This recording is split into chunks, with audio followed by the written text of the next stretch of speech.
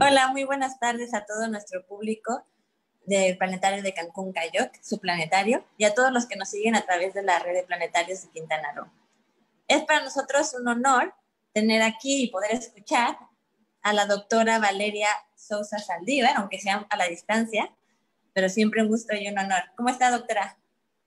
Encantada de estar con ustedes. Me encantaría estar en Cancún, pero bueno, ni modo. Esperemos pronto, doctora, esperemos pronto. La invitación estará abierta, no se preocupe. Muy bien, pues antes de empezar, déjeme leer su semblanza para que el público la conozca y conozca su trabajo, ¿vale? Gracias. La doctora Valeria Sousa Saldívar obtuvo la licenciatura como bióloga en 1983, la maestría en ciencias en el 85 y el doctorado en ecología en 1990 en la Universidad Nacional Autónoma de México. Posteriormente obtuvo 2 postdoctorados bajo la tutela del doctor Richard Lenski, primero en la Universidad de California en Irvine y después en Michigan State University. Actualmente es investigador titular C en la Universidad Nacional Autónoma de México, Instituto de Ecología, donde trabaja desde 1993 y tiene PRIDE D y es SNI nivel 3. El área de trabajo de la doctora Sousa es la ecología evolutiva y la evolución molecular de los microorganismos. Su sitio de estudio es Cuatro Ciénegas, en Coahuila.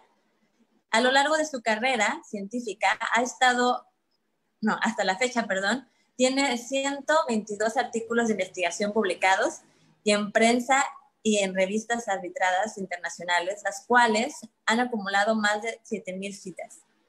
Ha producido 40 capítulos de libros, un libro coeditado y 2 textos de biología para quinto de preparatoria del programa de la UNAM. Springer está editando una colección de 7 libros sobre la enorme diversidad de Cuatro Ciénegas, nuestro tema de hoy. 5 de ellos ya están publicados. También tiene 16 artículos en revistas nacionales, 76 conferencias internacionales por invitación. Simultáneamente ha impartido alrededor de 60 cursos de 19 materias en la UNAM.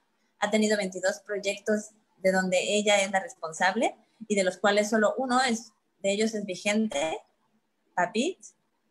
Sus distinciones, además, incluyen una fellowship de la Fundación MacArthur, Premio Nacional de Conservación, categoría Investigación otorgada por Semarnat en 2006, Premio DW por Amor al Planeta en 2010 y el Aldo Leopold Fellowship otorgado por el Instituto Woods de Stanford, California, de la cual es ahora parte del Board of Advisors, así como el Premio al Mérito Académico Águila Guerrera del Colegio de Biólogos AC en 2016.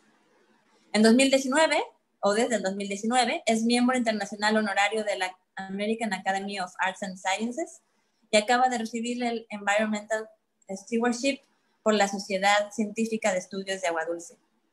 Es editora de J Biology y miembro del Consejo de Pronatura Noreste.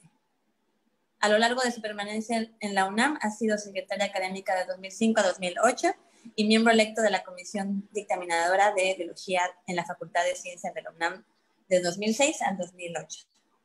Como pueden ver, todo un honor, toda una eminencia. Muchas gracias, doctora, por su tiempo. Y pues no le quito más del público, así que adelante. Pues encantada de estar aquí. Déjenme compartir mi presentación. Sí, por favor. Y les voy a hablar de mi lugar favorito en el planeta entero, que se llama Cuatro Ciénegas. Y Cuatro Ciénegas es un lugar muy especial porque hemos encontrado que guardó la vida desde el principio y de eso se trata esta plática. Nuestras ideas de cómo y por qué se guardó la vida desde el principio. Y ahí esta montaña es especial. Parece una especie de dinosaurio ancestral, o sea, sacando la nariz. Miren, aquí está la nariz del dinosaurio, o una nave de Star Wars. Eso suena bastante más divertido. Pero es una montaña con una forma muy especial, pero además creemos que es la que guardó la historia de la vida en el planeta viva. O sea, funcionó como una isla desde el principio, pero vamos a ver por qué creemos eso y cómo podríamos explicar algo tan raro. A ver. Cuatro Ciénegas está en el norte, ustedes viven por acá. Esto está en Coahuila. Y si ustedes ven aquí este mapa de México, aquí está la Sierra Madre Occidental y aquí la Sierra Madre Oriental se levanta desde el mar y aquí se dobla porque aquí todo esto que es plano, que está en la orilla de Cuatro Ciénegas, es lo que se llama el Cratón de Norteamérica o la Laurentia. Y es un pedazo de granito que no es muy fácil de doblar y por eso aquí la Sierra Madre Oriental da la vuelta y aquí está Cuatro Ciénegas, que es un valle con una forma muy particular porque está en la orilla de este cratón de granito que se llama Laurentia y aquí era la parte marina del cratón de Laurentia. Y Cuatro Ciénegas llegamos con NASA en 99 porque NASA necesitaba mexicanos que supieran de microbiología y en Cuatro Ciénegas hay muchos de estos arrecifes ancestrales que se llaman estromatolitos, es el lugar más diverso en el planeta en estromatolitos, pero además hay una diversidad enorme de animales y plantas que solamente existen ahí y una diversidad aún más enorme de microorganismos. Esto es muy interesante porque en Cuatro Ciénegas hay muy poco fósforo y además está en el desierto. Entonces, no esperábamos una gran diversidad en un lugar tan extremo, pero es el lugar más diverso en microorganismos del mundo. Y parte de esta diversidad se debe a su historia geológica y a su antigüedad. Esta montaña, la que parece nave espacial, se levantó en el Cretácico hace 100 millones de años y se levantó porque tiene magma en la panza y aquí se abrieron dos supercontinentes, Rodinia y Pangea, y todo el valle es producto, bueno, esta es tectónica un poco más antigua, pero todas las demás son tectónica más reciente de cuando se levanta la Sierra Madre Oriental hace entre 40 y 30 millones de años. Entonces, ¿qué pasó y cómo sabemos que aquí pasaron cosas muy especiales? Bueno, aquí está Cuatro Ciénegas cuando este pedazo de roca de hace 750 millones de años estaba pegado acá y se abrió en Cuatro Ciénegas. Y cuando se abre esto, ya había muchos estromatolitos, ya había 1.000 millones de años de estromatolitos en todas las costas. La era de los estromatolitos es el precámbrico. Y los estromatolitos ya habían producido una capa de oxígeno que iba subiendo lentamente, que se llama la gran oxidación. Cuando, o sea, burbuja por burbuja hicieron este oxígeno al romper el agua. Déjenme callar a mi perro. ¡Cooper! ¡No! Oh, bueno, perdón. Cree que me está salvando a la humanidad mi perro. Bueno, entonces los estromatolitos adquirieron más playa y al adquirir más playa, cuando se abre Rodinia, lo que hicieron es una precipitación del CO2 de la atmósfera hacia sus arrecifes. Y eso hizo una congelación global que se llamó el Esturniano. Y ahí el hielo raspó todas las rocas y al raspar las rocas liberó el elemento que había faltado por 3.000 millones de años en la historia de la vida en el planeta. Y ese es el fósforo. El fósforo es muy raro en todos los planetas porque es explosivo y solamente se estabiliza cuando está en una matriz de calcio, formando un mineral que se llama apatita.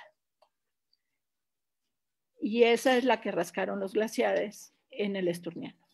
Entonces, cuando entra a la playa, el agua de deshielo rica en fosfatos y rica en oxígeno, las microalgas que ya habían evolucionado encima de los estromatolitos tuvieron un bloom porque finalmente había entrado el elemento que les faltaba tanto y ese era el fósforo. Y entonces las microalgas al crecer evolucionaron a algas rojas y cafés y capturaron otra vez en sus cuerpos el elemento que es el CO2 con el que se construyen esos cuerpos. Entonces eso vuelve a precipitar otra congelación global que se llama el Marinoan, y esta congelación global es aún más profunda que la anterior y rasca más las piedras y libera aún más fósforo. Y cuando se deshiela el Marinoan es el turno de los animales.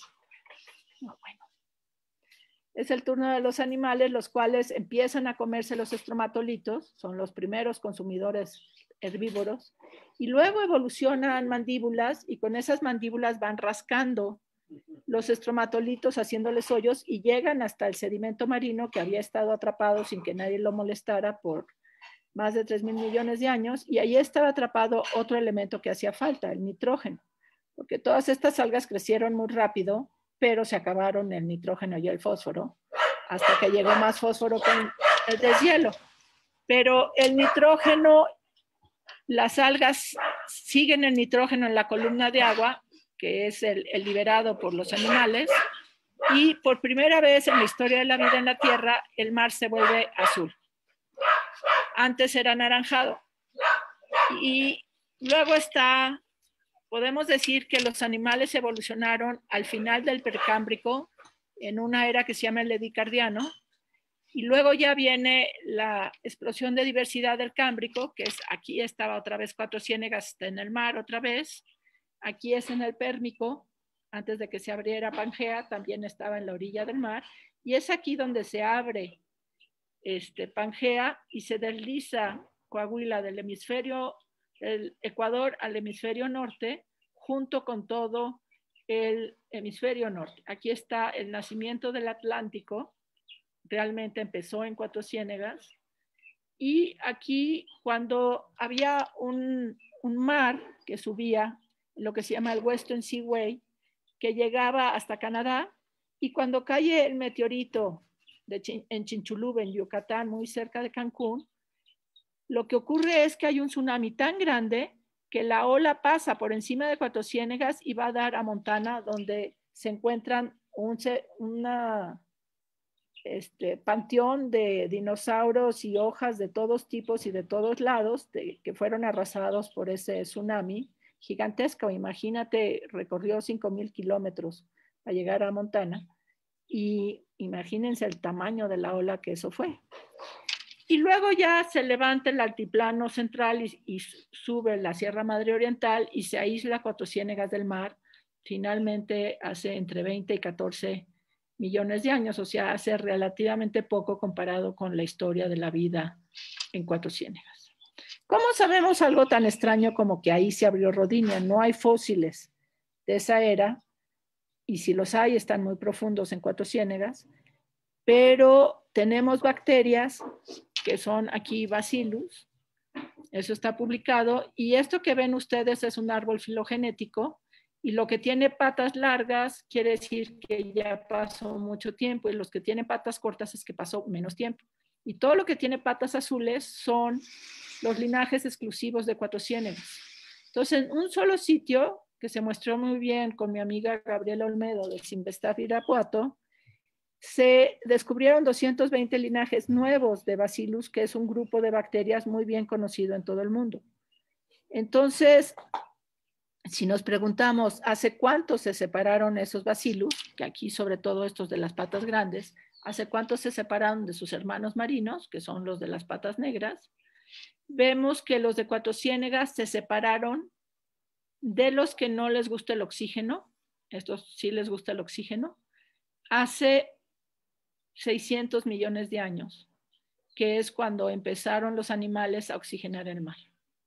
Entonces, tenemos aquí los primeros testigos de un mar azul con un sedimento superficial oxigenado, y estos se guardaron vivos en Cuatro Ciénegas, y eso no quiere decir que hayan dejado de evolucionar. Si ves aquí estos evolucionaron dentro de Cuatro Ciénegas y no en ningún otro lado del mundo. Entonces aquí hubo una radiación adaptativa de este grupo, y luego están todos los azules de acá que entraron en el Jurásico cuando se abre Pangea. Entonces aquí tenemos Bacillus que nos dicen con su reloj molecular que ahí se abrieron dos supercontinentes, y no solo eso, sino que ahí se quedaron en la montaña, en San Marcos y Pinos. Y Bacillus es nada más un pequeño grupo de lo que vivía en el Churince. La diversidad de linajes en el Churince abarca casi todos los linajes posibles de arqueas y de bacterias, y unos son abundantes, como este linaje de actinobacterias, y otros son raros, que no alcanzan ni siquiera puntito, como las arqueas.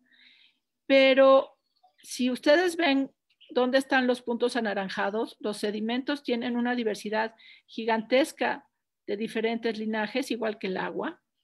Si todo lo que tiene círculo azul es del agua, mientras que el suelo tiene una diversidad mucho más pequeña. Y aquí encontramos en el Churince una laguna que ya no existe, 5.300 diferentes especies, que de seguro hay más, pero esto fue secuenciado con una tecnología anterior de secuenciación y por lo tanto tuvo una cobertura menor.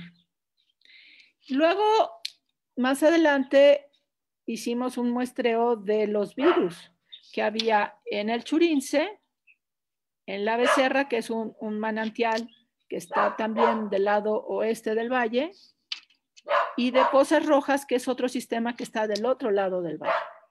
Y lo que encontramos es que este es el sitio más diverso de virus en el mundo. Estos tres sitios juntos. Y creemos que los virus son una mirada al espejo de la diversidad que persiguen. Porque los virus son los cazadores más importantes de todo el planeta. Se comen 1/3 de la diversidad marina a diario. Y eso hace que se abra los ciclos biogeoquímicos en el mar, porque el carbono, el nitrógeno y el fósforo que están atrapados en la vida se liberan, y eso permite que la vida recicle y se diversifique. Entonces, los virus no solo son una lata, nos tienen a todos encerrados, sino son muy importantes para la ecología mundial, precisamente porque liberan nutrientes, pero también porque permiten una evolución mucho más acelerada al estar constantemente acosando a sus víctimas. Y esta dinámica de predador-presa hace que todo el mundo evolucione más rápido al tratarse de escapar de los virus. Y con los virus vimos un sitio que es diferente al Churince, está del otro lado del valle y se llama Pozas Rojas. Y aquí esta foto fue tomada hace 10 días en Cuatro Ciénegas. No ha llovido, entonces todo esto es una costra salada. Y este es un agua, de hecho, muy parecida a lo que se espera en Marte, debajo de sus polos, un agua extremadamente salada que no se congela por las sales. Y en el caso de Pozas Rojas, pasa de estar caliente y salada en verano a estar fría y menos salada en invierno, porque deja de evaporarse el agua en invierno. Entonces, Pozas Rojas es muy interesante porque hay una laguna muy profunda, bueno, muy profunda para Cuatro Ciénegas, como de 15 metros, y luego una serie de lagunitas que hacen una media luna alrededor de esta laguna. Y este sitio lo habíamos estudiado en 2008 y estaba muy limitado en fósforo en 2008, y había relativamente poca diversidad de cosas diferentes, una gran diversidad de pseudomonas que sobrevivían a esas condiciones de bajos nutrientes. Pero en 2010 hubo un huracán que se llamó Alex, y Alex inundó todas estas pozas, las convirtió en un solo lago, y entonces en 2011 estaban conectadas, y para 2013 ya se habían desconectado y regresado cada una a su pocita particular, porque estas pocitas vienen de manantiales profundos, aunque no muy fuertes, por eso son someras, mientras que esta laguna viene de un manantial profundo, probablemente más profundo, y porque es más profunda, y está pescando un agua de un manto acuífero más profundo. Entonces, la hipótesis que queríamos ver al ver la diversidad de estas pozas rojas es qué tanto se habían diferenciado si todos eran un mismo lago, y entonces tomamos el agua y le sacamos el DNA y lo secuenciamos, y vemos que la laguna es totalmente profunda, es totalmente otra cosa, mientras que las pocitas están separadas no por la distancia, sino más bien por cosas que parecen aleatorias. Y cuando vemos quién vive ahí, vemos que en la laguna hay muchos linajes marinos. Uno se llama SAR 11, que es una de las bacterias más abundantes del mar, junto con 2 cianobacterias que se llaman Pleurococcus y Xenococcus. Son típicas del mar y es muy raro encontrarlo en aguas continentales, mientras que las pozas, cada una es única, cada una es diferente, pero tienen componentes, pocos componentes marinos y más componentes que son clásicos de lugares continentales. Y eso se ve cuando los comparamos con una estadística de coordenadas que ve a la comunidad completa, que se llama NMDS, donde si comparamos a nivel género las bacterias de pozas rojas, que son moradas, con las del Churince, que son negras, del agua, esto es agua, solamente agua, con el Mediterráneo, con un lago que se llama Lago San Clair, con los ríos del mundo, con el manto freático de Iowa, encontramos que en realidad las de pozas rojas y el Churince se parecen entre sí, o sea, aparentemente están compartiendo parte del manto freático común de Cuatro Ciénegas, pero la laguna es otra cosa. La laguna se parece mucho más al mar, y hoy hablamos con el doctor Jaime Urrutia, que es el geofísico más importante de México. Él es el que descubrió a Chinchulú y de qué se murieron los dinosaurios, y nos va a hacer un análisis completo de isótopos y de los elementos que hay en estas muestras. Tomamos la muestra hace 10 días para poder saber si el origen del agua aquí es diferente del origen del agua de acá. Y luego hay otro sistema que está muy cerca de Pozas Rojas, que se llama ese rancho de Pozas Azules, si así están codificados por colores, las pozas en Cuatro Ciénegas, y este lugar es rarísimo. Este es como una lengüeta de arcilla y limo, que yo creo que viene de cuando se formó la montaña. Es muy somera, y cuando llueve se disuelve la sal y se forman estos domos que nosotros les pusimos los domos del Arqueano, porque adentro de esta burbuja están los gases invernadero que dominaron la primera atmósfera de la Tierra. Aquí hay metano, gases del azufre y compuestos orgánicos volátiles, mientras que aquí afuera hay oxígeno. Entonces, aquí se está replicando las condiciones de la Tierra hace 3,000 millones de años, y afuera las condiciones actuales. Y ustedes, si ven aquí esta forma que parece como de estas líneas de Nazca, hay estos círculos naranjas donde no hay estas burbujas que son los domos, y estos círculos naranjas están todo el año, y es en el borde donde se forman estos tapetes microbianos.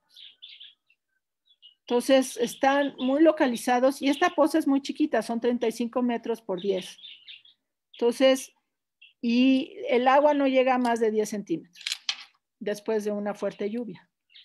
Entonces, nuestro amigo Federic Talazo midió los gases un poco después de que vimos esa foto, porque no teníamos permiso de colecta cuando fuimos en marzo. Entonces lo conseguimos y lo llevamos en abril. Se necesita un permiso especial del rancho de Pronatura, y encontró que aquí donde hay tapetes microbianos, en ese momento en abril ya no había mucho metano, pero en enero había mucho, es decir, debajo de la costra de sal no se escapaba el metano, y aquí con la burbuja ya se había roto porque se había secado, ya se había escapado el metano, pero la zona de junto, que es esta zona húmeda, sí tenía bastante metano, y tenía aún más metano el círculo naranja. Y en enero esto era mucho más alto. ¿Por qué? Porque no se escapa el metano estando debajo de la costra de sal y cuando las temperaturas son bajas y no hay tanta evaporación. Entonces sí son domos del Arqueano porque están recreando la atmósfera del Arqueano. Y aquí es cuando está húmedo, y vean qué diferente es cuando está seco. Por eso no lo descubrimos hasta 2016, porque cuando habíamos ido a este rancho, pues este era un pozo, un charco salado más de los muchos que hemos visto en Cuatro Ciénegas, y no le habíamos hecho caso. Entonces, ya que lo descubrimos, quisimos entender cómo se comporta en secas y húmedas con dos técnicas. La primera es con metagenómica, que es sacar el ADN total, secuenciarlo de manera total. Y aquí fue el estudio de doctorado de la alumna de la Universidad Autónoma de Nuevo León con la doctora Susana de la Torre, y encuentra que es el lugar más diverso de arqueas que se conoce. Muchas de estas arqueas les gusta la sal, como era de esperarse en un lugar que se vuelve muy salado, y que aun cuando llueve, la concentración del sal es al 50%. Lo más interesante es que los tres metagenomas, uno es de lluvias, otro es de secas y otro es cuando se estaba secando, todos comparten lo que se llama un core, o sea, secuencias comunes de arqueas, que son 188 diferentes especies. Y también, y aquí las arqueas en promedio son del 5% de los metagenomas. Hay muchos virus, sobre todo en lluvias, y como siempre hay muchas bacterias, y estas bacterias son muy diversas, ya lo sabemos, y ahorita se los enseño. Pero esto es muy interesante porque aquí hay muchas arqueas que tienen que ver con el fuego, con el magma, que se han encontrado en volcanes y en ventilas hidrotermales, y aquí están en la superficie asociadas a estos tapetes microbianos. Y cuando comparamos estas tres muestras metagenómicas con Shark Bay, que es son nuestros matolitos hipersalinos en Australia, o el Churince, Shark Bay y el Churince se parecen, pero los domos del Arqueano, las tres muestras que aquí se comparan, pues realmente no se parecen a nadie. Son algo muy diferente a lo conocido, salvo esta que se parece algo a la muestra seca con muestra seca. Y ya tenemos 6 metagenomas y ahorita estamos a punto de sacar uno más, el séptimo. Y es muy interesante, y por eso vamos a sacar el séptimo, que en 2019 subieron las arqueas del 5 al 25%. Y tenemos alrededor de 17,000 diferentes especies de bacterias, de acuerdo si se compara con el LCBI. Y eso es muchísimo. ¿Por qué? Porque la diversidad en este lugar hipersalino y fluctuante que pasa de estar mojado muy poquito tiempo al año a estar seco casi todo el año, pues debería de ser muy baja. La mayor parte de los sitios hipersalinos tienen 10, a lo más 30 diferentes especies. Y aquí tenemos casi 18,000 con estos 6 metagenomas. Seguramente con el de este año que acabamos de muestrear, van a salir aún más. Entonces, ¿qué está pasando? Lo que está pasando es algo que llamamos retroalimentación ecoevolutiva, o al menos esa es nuestra hipótesis, donde cuando está mojado y hay muchos virus, las dinámicas de la población son muy diferentes que cuando está seco y hay menos virus, simplemente por mojado, seco y virus. Y además, los nutrientes que hay en secas están atrapados bajo la sal, todo crece más despacio, mientras que en lluvias hay fotosíntesis y todo se acelera un poco, aunque está este sitio más limitado en carbono que en fósforo, lo cual es curioso. No habíamos tenido un lugar limitado en carbono. Esto es muy interesante. Entonces, los organismos, al perseguirse unos a los otros, están generando interacciones que cambian el ambiente constantemente. Y para demostrar esto y entender la escala a lo que están sucediendo estos cambios, hicimos aquí en 2018 un muestreo en 1,5 metros, porque este lugar es muy chiquito y no lo queremos destruir demasiado, donde se muestrearon los tapetes microbianos en lluvias y en secas, y además se hicieron mesocosmos. Entonces, aquí en la muestra del 2018 tenemos 10 tubos Falcon que miden 5 centímetros de diámetro, cada 10 centímetros, se apegaditos unos de los otros, a cubrir el 1,5 metros, y tomamos una muestra para guardarla en un frasco, ahorita se los enseño, y luego guardamos este frasco 5 meses y lo secuenciamos, y aquí 5 meses después fuimos a los tapetes en marzo y lo secuenciamos.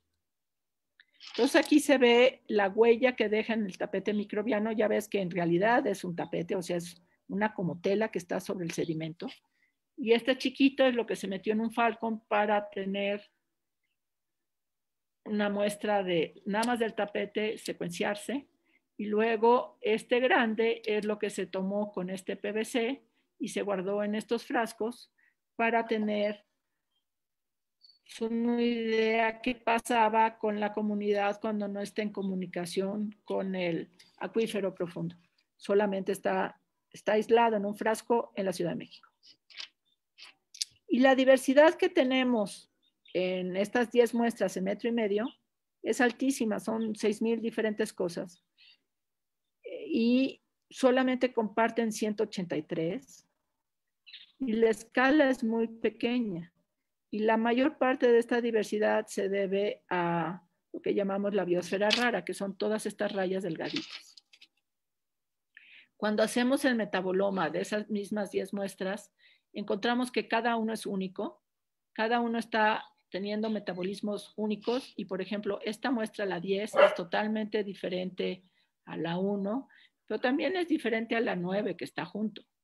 Entonces, cada uno, las interacciones que hay dentro de cada comunidad en estos 5 centímetros son únicas y no sabemos a qué escala realmente empieza y acaba una comunidad.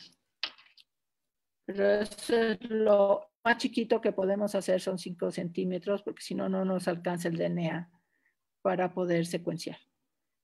Y aquí estamos comparando, aquí están las arqueas, las bacterias, los hongos y los protozoarios, 20 de cada uno, ver qué están haciendo. Y las arqueas están cooperando entre ellas.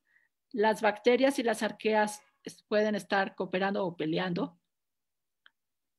Los hongos pueden estar cooperando o peleando tanto con las bacterias como con las arqueas. Nadie se pelea, según parece, lo cual es muy interesante. Y los protozoarios, hay unos protozoarios hipergandallas con otros protozoarios, lo cual también es interesante, y estos hongos se pelean con quien se le aparezca encima. Entonces, vemos en esas interacciones, vemos más interacciones de cooperación que de pelea, lo cual es muy interesante, y eso puede explicar cómo estos mesocosmos pudieron durar 5 meses y en condiciones constantes y aislados de su sistema. Y 7 de ellos hicieron mundos anóxicos, donde domina la anaerobiosis y la fotosíntesis anaerobia.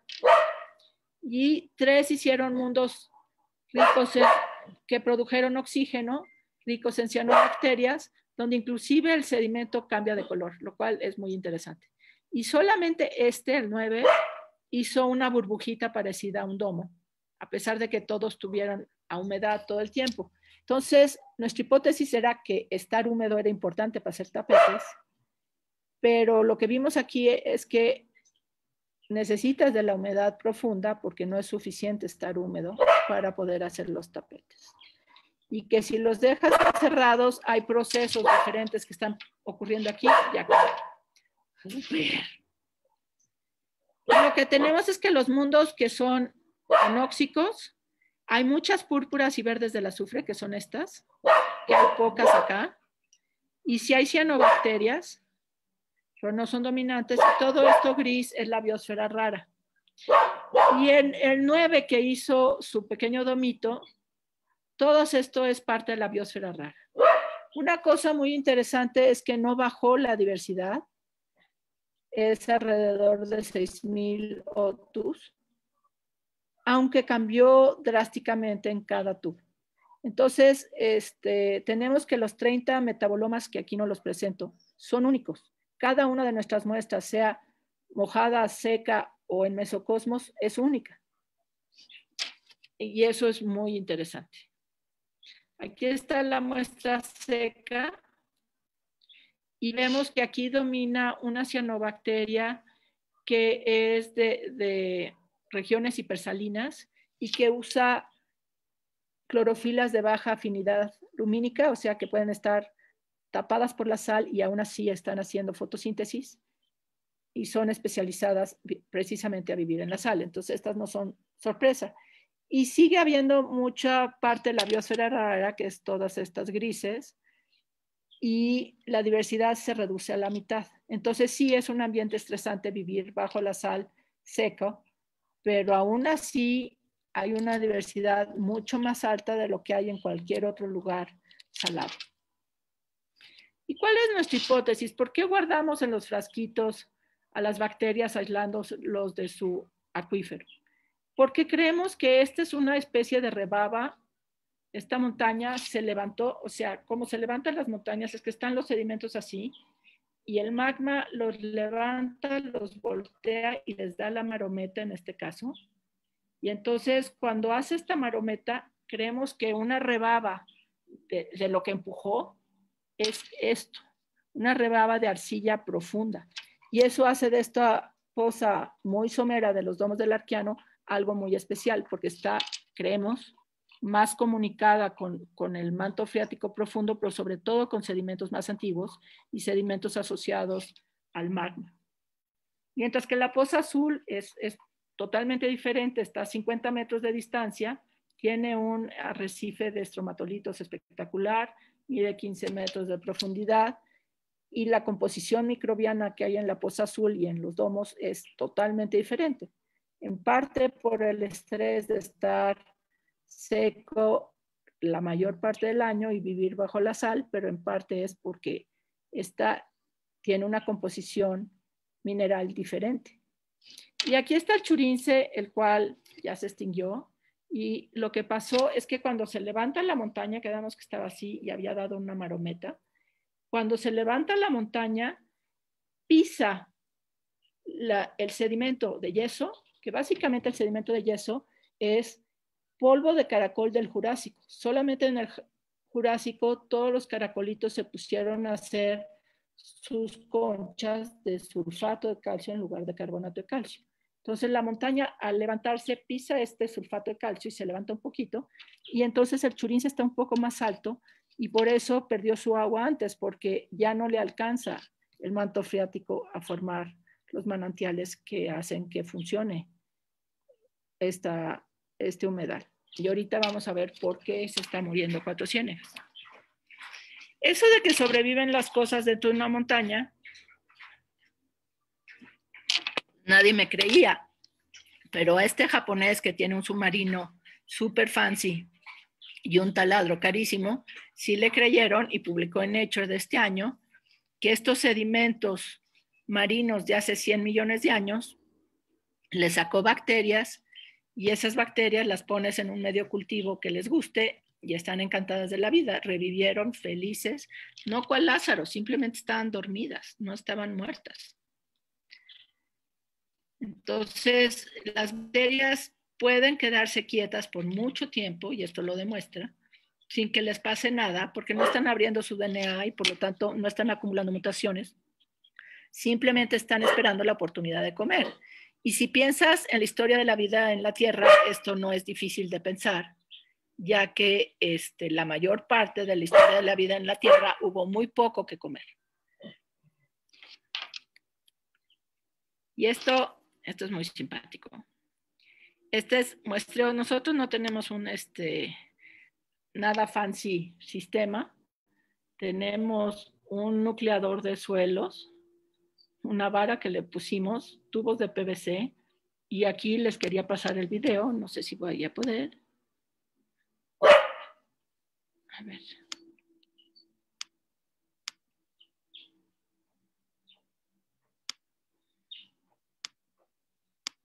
Hey. No, bueno, no veo cómo pasar el video, no importa. Aquí el pobre de Luis le están dando vueltas hasta marearlo para que con su peso baje el nucleador. Y aquí tenemos 7 réplicas biológicas de lo que hay adentro de este nucleador. Por lo tanto, podemos replicar los metagenomas, transcriptomas, que se llaman tags, y metabolomas para poder saber. Logramos 71 centímetros en la parte de los círculos anaranjados y en la parte donde hay tapetes microbianos que se portaron muy diferentes. Y eso pues va a ocurrir en los próximos meses, porque como estamos en pandemia, nada más pueden ir de a poquitos a mi laboratorio. Mira, ya logró dar de vuelta, Luis. En lugar del submarino y el taladro gigante que tienen los japoneses, nosotros tenemos peso humano. Entonces, esta es la montaña que guardó la vida desde el principio, se llama San Marcos y Pinos. Aquí está vista desde las dunas de yeso, que son preciosas, y aquí esta es la máquina del tiempo. Y este tiempo, ¿hasta dónde nos lleva? Cuando vamos a las cuevas con pinturas rupestres en Cuatro Ciénegas, muchas de estas pinturas se refieren al agua y lo sagrado que es el agua, y deberíamos de recordar esto, porque si no hay agua no hay vida, y en efecto el agua es sagrada. Y aquí está lo que creemos es San Marcos y Pinos, rodeada de agua. Lo que creemos es una escalera, que para mí es la escalera al cielo, y que parece un símbolo de infinito, puede ser Tlaloc. Entonces, todo esto parece estar refiriéndose al agua, pero pues los arqueólogos tienen que interpretar esto y no tienen realmente algo que les diga qué es qué y qué estaba pensando el chamán que pintó esto. Pero lo que sí sabemos es que la Tierra, cuando se formó del tamaño que es ahora, se formó por la colisión de dos planetoides, Terra y Tea. Chocaron, Tea nos regaló compuestos orgánicos y el mar, y la colisión nos regaló la luna, porque toda la pedacería que salió volando acabó formando la luna, y quedó el planeta demasiado caliente. Gracias a eso tenemos magma en el centro y tectónica, que es vital para el desarrollo de la vida en la Tierra, y tomó 300 millones de años en empezarse a enfriar. Antes de eso no podía haber agua líquida porque estaba demasiado caliente y se evaporaba. Entonces, lo que sabemos es que hace 4.1 mil millones de años ya había vida en la Tierra. Y esa vida estaba eligiendo carbono de bajo peso isotópico, que es lo que elige la vida, y entonces está enriquecida con carbono chiquito, y esa muestra hay 3 rocas independientes, una en Australia, otra en Canadá y otra en Groenlandia. Las 3 muestras es grafito enriquecido con carbono chico, en diamantes de circonio que aguantan todo tipo de estreses en las zonas de subducción, en rocas muy, muy antiguas. Entonces, estas son pruebas irrefutables de que la vida ya estaba comiendo carbono hace 4.1 mil millones de años. Y eso lo que nos dice es que la vida se originó tan pronto como pudo, tan pronto como hubo agua líquida. Y el asunto de la vida en este planeta no es su origen, es su sobrevivencia y su diversificación.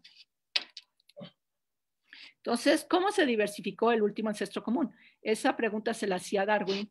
Aquí está la única figura que está en el origen de las especies. A partir de una cosa surge toda la vida que conocemos por diversificación. Y la pregunta que yo me hago desde que era chica es ¿por qué hay tantas especies? O sea, ¿cómo el ADN, que es relativamente sencillo, tiene 4 letras, guarda toda la diversidad de la vida? Y luego, ya que crecí, me enteré que no solo era el DNA per se, sino también la ecología. Entonces había que estudiar juntos la ecología y la evolución para poder entender por qué hay tantas especies. Y una cosa igual que suena muy técnica de la evolución es cómo se reproducen estos organismos desde el principio. Y lo que creemos, basados en Cuatro Ciénegas, que como no hay fósforo, no hay intercambio genético, es que la evolución es clonal y la mutación es la fuerza que hace que las cosas sean diferentes. Entonces acabas con más especies nuevas, pero además acabas con unos mutantes que ayudan a comer a los otros y todos son capaces de dar lugar a cosas nuevas. En cambio, si al principio el último ancestro común hubiera estado intercambiando genes, como piensa este artículo, entonces no se hubieran diversificado. ¿Por qué? Porque el intercambio genético mezcla las pozas génicas, mezcla los genes y no se pueden separar. Entonces creemos que la evolución fue clonal y no recombinante. Y esta evolución fue muy rápida. En los primeros probablemente 100 millones de años, 200, ya estaban la mayor parte de los linajes. Las cianobacterias, que son las que tienen la fotosíntesis aerobia, pues también son bastante antiguas. Y para que estas pudieran evolucionar, tuvieron que evolucionar primero las que hacen fotosíntesis anaerobia, tanto las púrpuras como las verdes del azufre, porque ahí es donde se evolucionó el fotosistema 1 y 2. Entonces, esto pasó muy rápido en la historia de la vida en la Tierra y por eso se hace un como abanico, porque no es que uno dé lugar al otro como se lo había imaginado Darwin, o sea, no fue así, sino fue una explosión de vida. Y eso probablemente se debe a la clonalidad.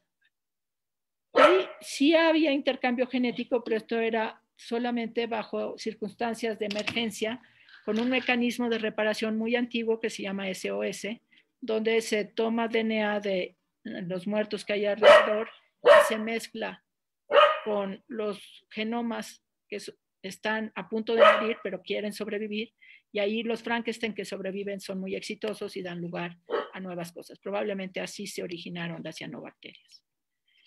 Y aquí todo esto son las bacterias que, como ustedes pueden ver en este árbol de la vida del 2016, ya es un poquito más grande, pero no demasiado más grande.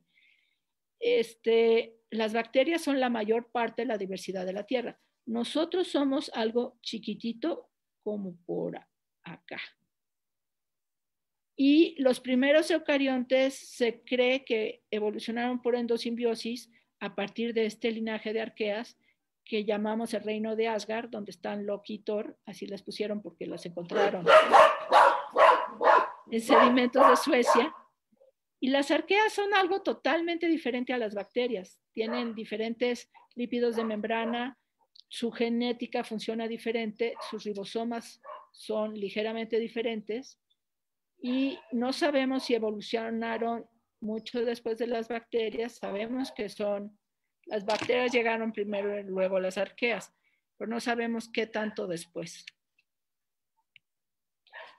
Una cosa que me gusta imaginar es que el mundo evolucionó por cooperación, no por competencia. Y me gusta pensar eso porque en Cuatro Ciénegas, por eso encuentras esa enorme diversidad. Porque hay organismos que están adaptados a comer una cosa, otros a otra, y juntos logran comer todo. Ninguno es capaz de vivir solito.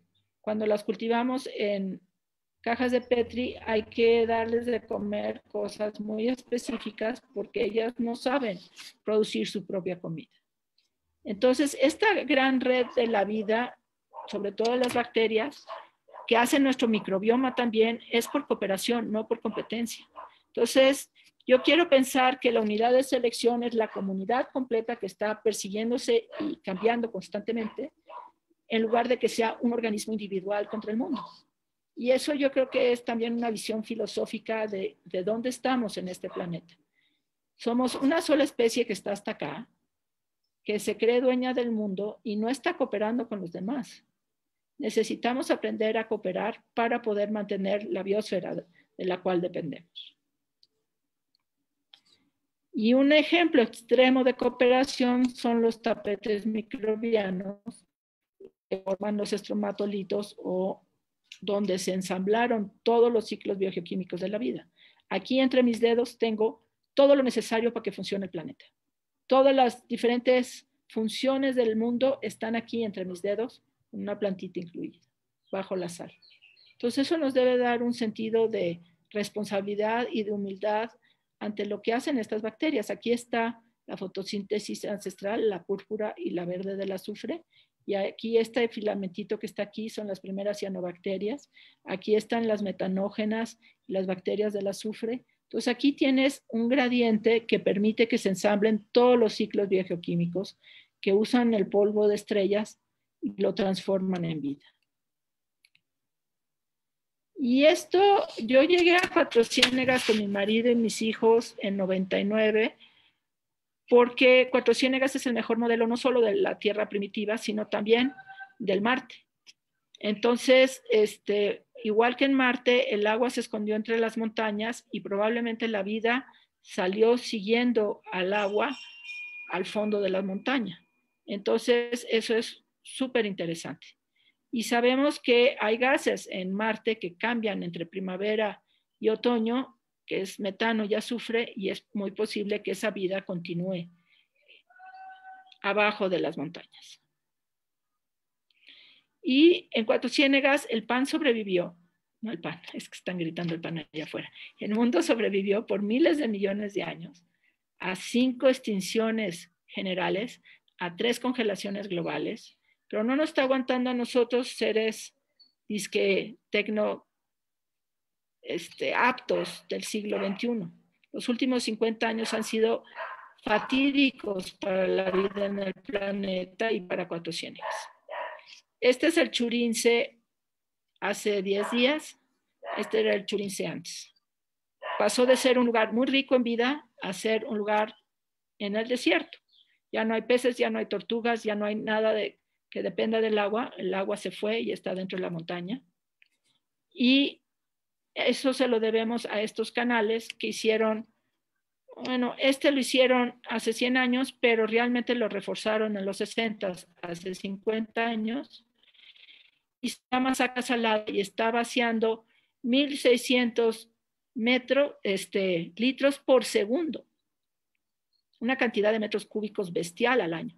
Entonces, estos canales están matando a Cuatro Ciénegas y a estos canales agrégale los pozos profundos que están sacando el agua para regar alfalfa en el desierto.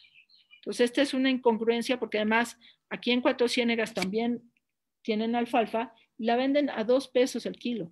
Se la vende a Nestlé, es el dueño de Soriana que se la vende al Pura y no necesitaría para qué tener estos 2 ranchos que se llaman Puero y La Herradura, si es tan rico la familia Martín Bringas.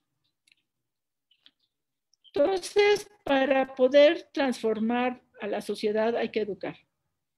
Y en Lala, que era nuestro enemigo hasta 2007, se volvió nuestro socio en la conservación, básicamente porque la hija del presidente corporativo le dijo a su papá, yo no vuelvo a hablar contigo si tenía 8 años, si sigues matando a Cuatro Ciénegas.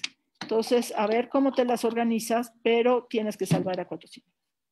Entonces, el pobre Eduardo Tricio me habla y me pregunta, bueno, ¿cómo puedo salvar a Cuatro Ciénegas? Porque si no, mi hija no me habla. Entonces, ya fui a Torreón, se lo expliqué, me ofreció un yogur y le dije que yo no bebía yogures que mataran a mi ecosistema, que cuando cambiara la dieta de las vacas y cerrara sus pozos, pues ya podíamos hablar, y que sí me hace caso, le cambia la dieta a las vacas, compra el mercado gringo y le sale mucho más barato hacernos caso. Y finalmente ellos están pagando la educación ambiental a través del arte y parte del laboratorio de biología molecular que se montó en el Cebeta 22, que es el único bachillerato del lugar, se construyó con dinero de Slim y otra parte de Fundación Lala. Y estos niños de 15 a 18 años son la esperanza de Cuatro Ciénegas hacia la biotecnología, son los que están haciendo la bioprospección de sus propios recursos genéticos. Sabemos que hay miles de antibióticos nuevos, hay curas del cáncer, hay probióticos que ayudan a crecer las plantas cuando no hay fósforo, lo cual ya viene pronto. Y ellos son el ejemplo nacional del Tratado de Nagoya, donde son los mismos dueños de los recursos genéticos los que van a desarrollar las patentes necesarias y todo eso va a regresar a Cuatro Ciénegas para desarrollo sustentable.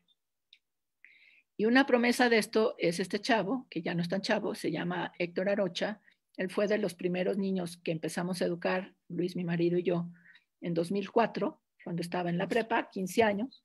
Se impresionó muchísimo con los estromatolitos y qué quieren decir, y estudió biotecnología, ya tiene un doctorado, y ya regresó a Cuatro Ciénegas y fundó algo que se llama Génesis, que va a ser un laboratorio de bioprospección y biología molecular en serio, con un museo y una estación de campo.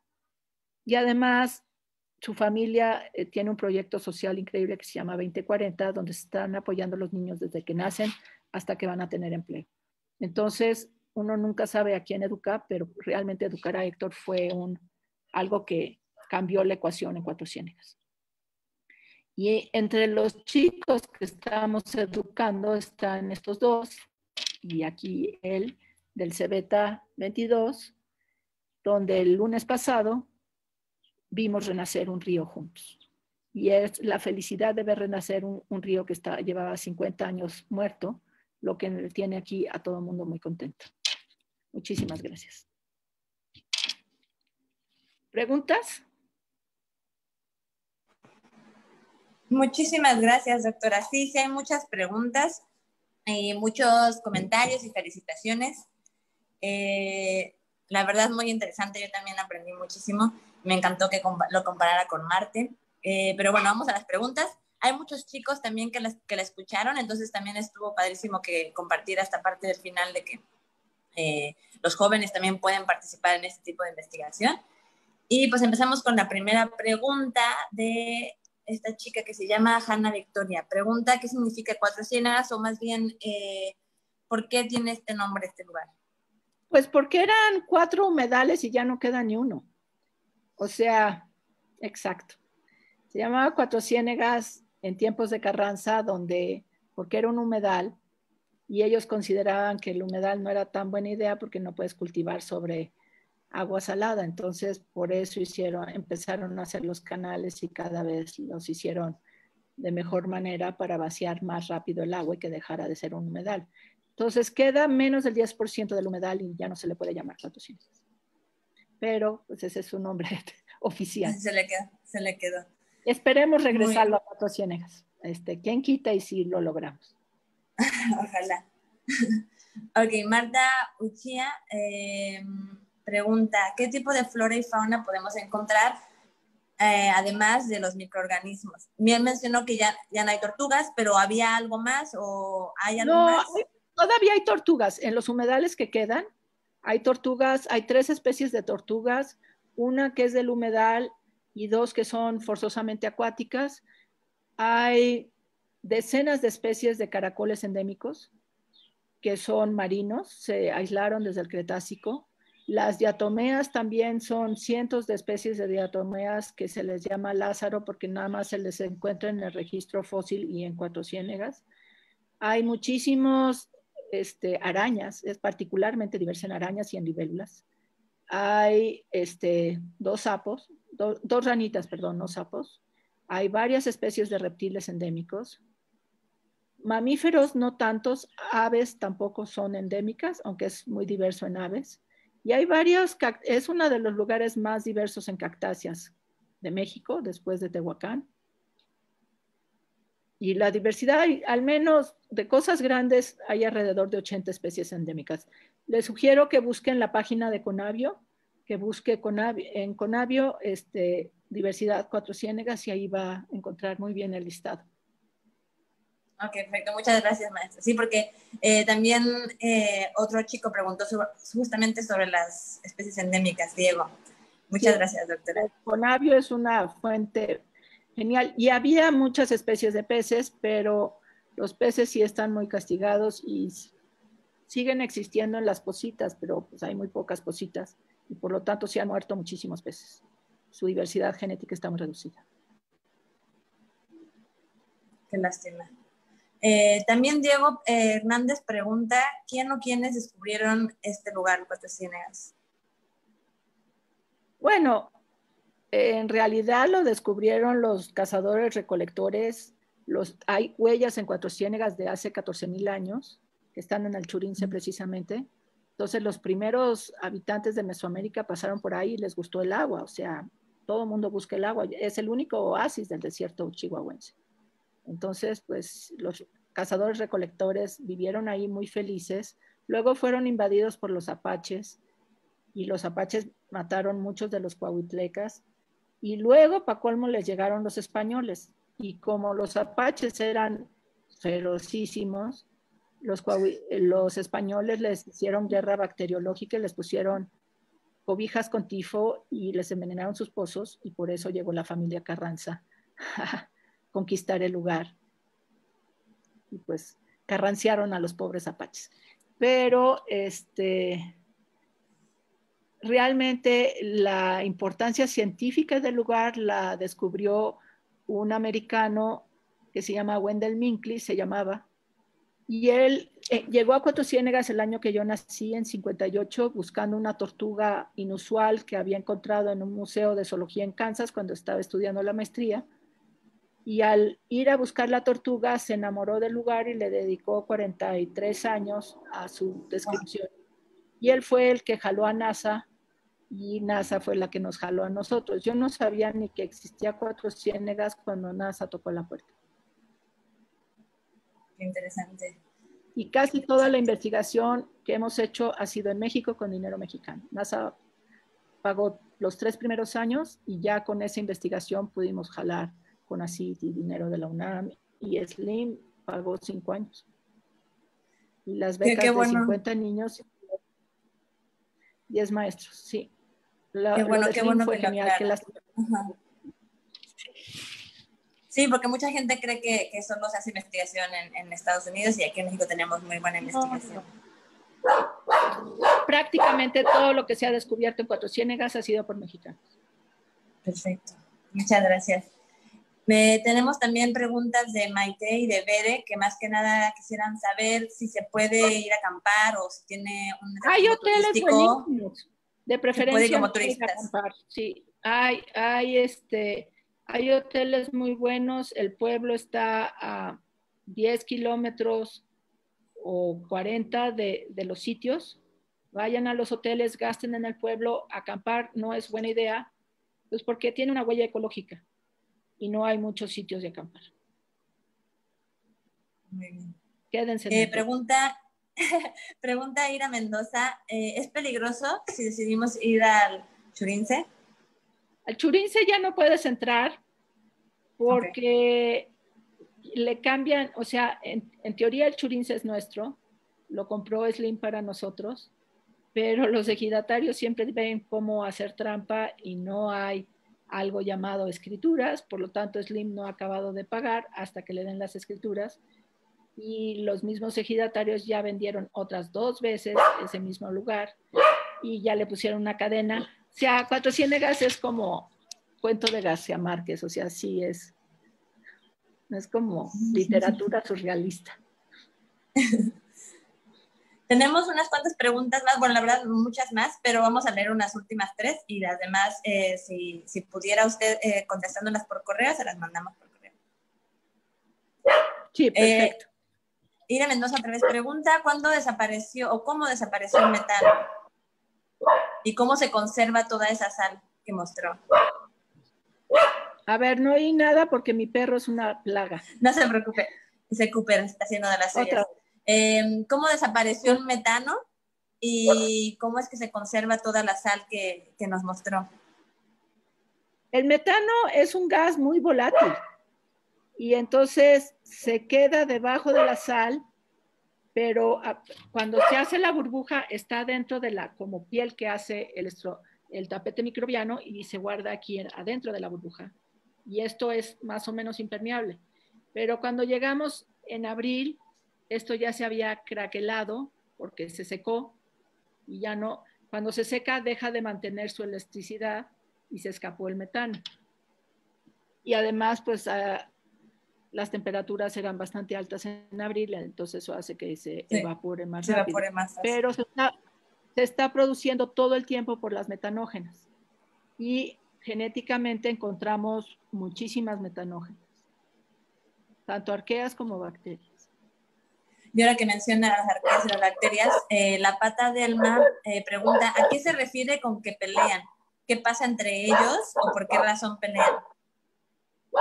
Bueno, aquí a ver, voy a regresar a la parte de las interacciones. Sí. El club de pelea. Aquí lo que hicimos, ya casi llego. No se preocupen, no se preocupen. Entonces, aquí lo que tenemos es 10 tubitos, que no, o sea, ya vimos que cada uno es único. Y las 20 cosas más comunes de cada cada reino, o sea, 20 bacterias, 20 arqueas, 20 hongos y 20 protozoarios, que tienen que estar copresentes en los 10 tubitos. Entonces, si solamente hay 183 cosas comunes de 6,000, pues ya eso te lo reduce mucho, ¿sí? Entonces, estas que están siempre presentes en los 10 tubos.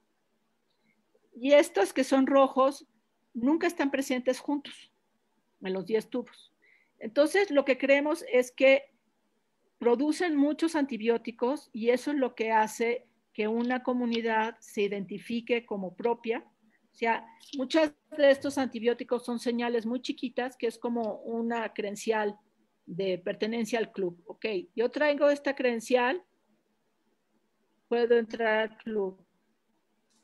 Pero si no traigo la credencial, el guarura de la puerta te golpea y no puedes entrar. ¿Suena posible? Entonces, lo que pasa es que ha evolucionado esto de una manera tan cohesiva que reciclan todos los elementos de la vida dentro de la comunidad. Y cualquiera que llegue a robarles las comidas es muy mala onda. No solo es mala onda, les cuesta mucho trabajo conseguir la comida en un lugar donde no hay comida. Entonces, por eso han evolucionado estos mecanismos de reconocimiento de qué es lo propio y qué es lo ajeno.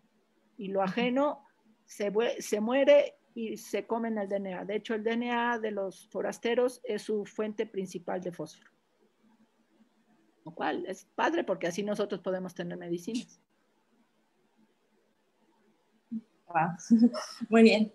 Pues última pregunta. Luis Falcon pregunta, ¿cuál es la bacteria más rara que han encontrado?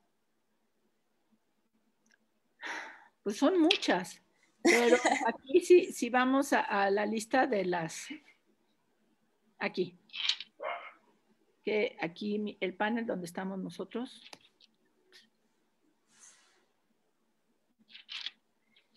Pues las sulfolobos y pirococos, o sea, hay arqueas que viven nada más en volcanes. Es que no puedo cambiar esto. Esperen. Se está mal portando esta flechita. No sé que le puse láser y entonces es mejor tener flecha. Bueno, es que están tapados aquí los nombres. Voy a dejar de compartir pantalla y verlo yo. Mira, ni siquiera puedo dejar de compartir pantalla. Bueno, son bacterias asociadas al magma. Esas son las más raras. Arqueas asociadas al magma que no deberían de estar ahí. Y no son una ni dos, sino muchas. Y también tenemos del reino Asgard, que son arqueas que solamente se han encontrado en sedimentos marinos profundos. Muchas bacterias marinas, eso es raro, pero esas no es una, son muchas. La mayor parte de los metagenomas son marinos. Muy bien, pues muchas gracias, doctora. Tenemos que darle fin a la charla, pero muy interesante. Muchísimas gracias por su tiempo. Muchísimas gracias a nuestro público por escucharnos, por acompañarnos. Y cualquier cosa, pues podemos mandar las otras preguntas a su correo para que no se queden sin contestar. ¿Está bien? Encantada. Ha sido un placer. El placer es todo nuestro. Muchas gracias. Un abrazo. Igualmente, hasta luego. Bye.